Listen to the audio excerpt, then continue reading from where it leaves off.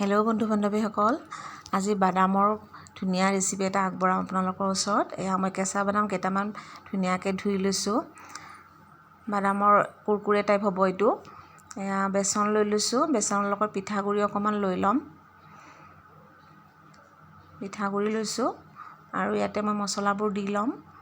ইয়াতে নিমখ দিম, হালধি দি লৈছোঁ, জিৰা পাউডাৰ দিছোঁ,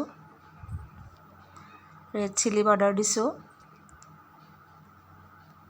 ব্লেক পেপাৰ দিছোঁ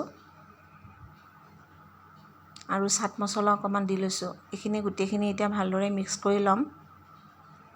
এতিয়া পানী অকণমানকৈ দি লৈছোঁ। পানী একেবাৰতে বেছি নিদিওঁ, অকণমান কমকৈ দি গোটেইখিনি মিশ্ৰণখিনি মিক্স কৰি ল'ম।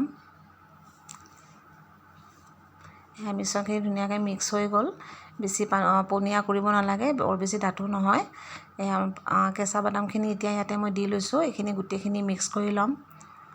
মিশ্ৰণখিনিৰ লগত বাদামখিনি মিক্স হৈ গ'ল। এতিয়া এইখিনি মই 10 মিনিটৰ কাৰণে থৈ দিম। এতিয়া কেৰাহী মই গৰম কৰি লৈ ৰিফাইন তেল দি লৈছোঁ আৰু হাতেৰে এনেকৈ বাদামখিনি দি লৈছোঁ। হাতেৰে নিদি পেলাই আপোনালোকে হেতাৰে বা চামুচেৰেও দিব পাৰে। মই হাতেৰে দি লৈছোঁ। এইখিনি এতিয়া ধুনীয়াকৈ ভাজি ল'ম।